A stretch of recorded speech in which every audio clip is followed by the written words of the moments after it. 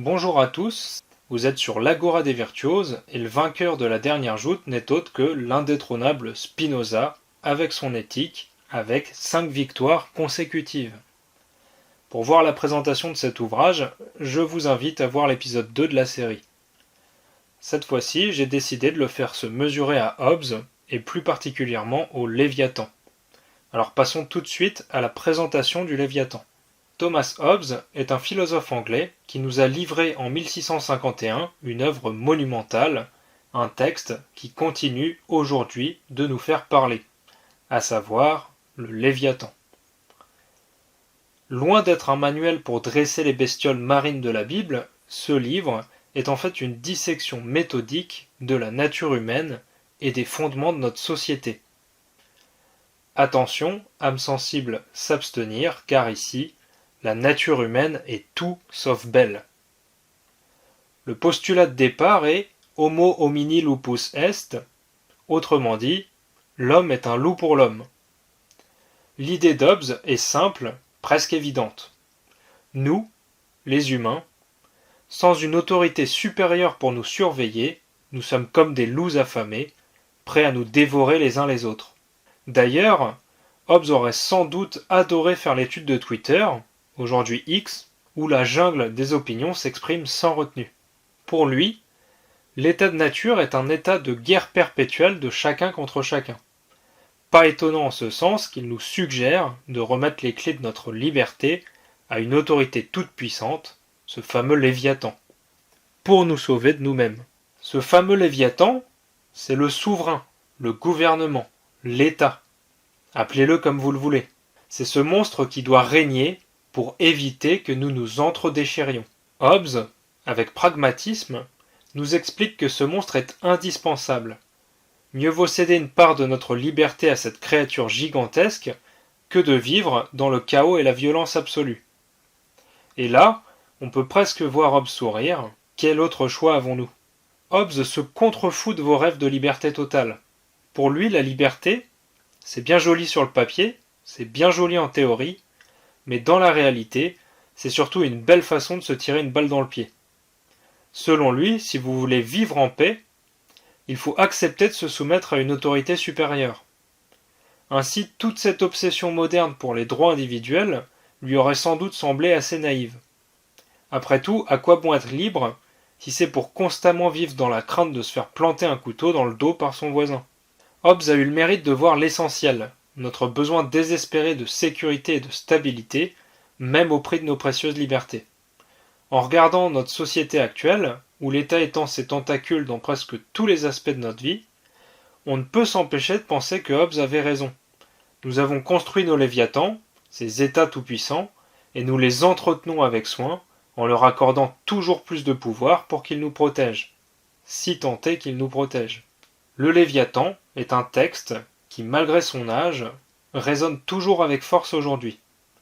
Pour Hobbes, nous avons besoin de l'État, nous avons besoin de ce monstre froid et rationnel pour nous sauver de nous-mêmes. La liberté totale, pour lui, c'est une utopie, un rêve qui se transforme en cauchemar dès qu'on en approche trop.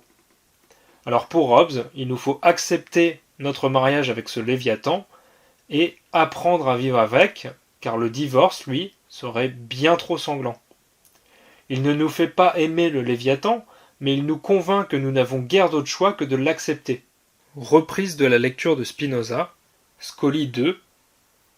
Je ne doute pas que tous ceux qui jugent confusément des choses et n'ont pas l'habitude de chercher à connaître les choses par leur première cause, n'aient du mal à concevoir la démonstration de la proposition 7.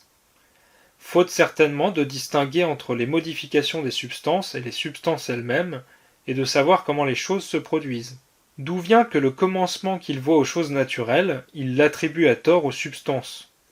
Car ceux qui ignorent les vraies causes des choses confondent tout, et c'est sans aucune répugnance d'esprit qu'ils forgent des arbres parlants tout autant que des hommes, et des hommes formés de pierre tout autant que de semences, et imaginent que n'importe quelle forme se change en n'importe quelle autre. De même aussi, ceux qui confondent la nature divine avec l'humaine attribuent aisément à Dieu des affects humains, surtout aussi longtemps qu'ils ignorent aussi comment les affects se produisent dans l'esprit.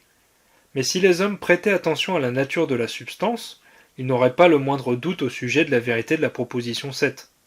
Bien plus, cette proposition serait pour tous un axiome et mise au nombre des notions communes. Car par substance, ils entendraient ce qui est en soi et ce qu'on soit par soi, c'est-à-dire ce dont la connaissance n'a pas besoin de la connaissance d'autre chose. Et par modification, ce qui est en autre chose, modification dont le concept se forme à partir du concept de la chose en quoi elles sont, c'est pourquoi nous pouvons avoir des idées vraies de modification non existantes. Puisque, quoiqu'elles n'existent pas en acte hors de l'intellect, leur essence est pourtant englobée en autre chose de telle sorte qu'on peut, par cette autre chose, les concevoir. Tandis que la vérité des substances hors de l'intellect n'est ailleurs qu'en elles-mêmes, parce qu'elles se conçoivent par soi. Si donc quelqu'un disait avoir une idée claire et distincte, c'est-à-dire vraie d'une substance, et avoir néanmoins des doutes sur l'existence d'une telle substance, ce serait, par Hercule, tout comme s'il disait avoir une idée vraie et douter pourtant de sa vérité. Si l'on y prête assez d'attention, cela est manifeste. Ou bien, si quelqu'un posait qu'une substance est créée, il a du même coup posé qu'une idée fausse est devenue vraie. Conception à coup sûr, on ne peut plus absurde. Et par suite, il faut nécessairement avouer que l'existence d'une substance, tout comme son essence, est une vérité éternelle. Et de là, nous pouvons d'une autre manière conclure qu'il n'y a qu'une seule et unique substance, de même nature, et j'ai pensé qu'il valait la peine de le montrer ici. Alors, on passe à la lecture du Léviathan, grand 1 de l'homme, de la sensation. Pour ce qui est des pensées humaines, je les étudierai d'abord séparément, et ensuite dans leur enchaînement, c'est-à-dire comment elles dépendent les unes des autres. Envisagées séparément, elles sont toutes la représentation ou l'apparence d'une qualité quelconque ou de quelque autre accident d'un corps en dehors de nous, que l'on nomme communément un objet. Un tel objet agit sur les yeux, les oreilles et sur d'autres parties du corps humain, et c'est la diversité de ces manifestations qui produit la diversité de ses apparences. Ce que nous appelons sensation est à l'origine de toutes les pensées. En effet, l'esprit humain ne conçoit rien qui n'ait d'abord été, en totalité ou en partie, engendré par les organes des sens. Tout le reste est dérivé de cette origine. Pour les besoins de ce qui est en question ici, il n'est pas vraiment nécessaire de connaître la cause naturelle de la sensation, et j'ai largement écrit ailleurs sur ce sujet. Voilà pour cette 7e édition, je vous laisse voter dans les commentaires pour l'auteur et l'ouvrage que vous préférez et dont vous voulez que je continue la lecture la fois prochaine. N'hésitez pas à dire pourquoi vous préférez tel auteur plutôt que l'autre. Ciao les esprits libres!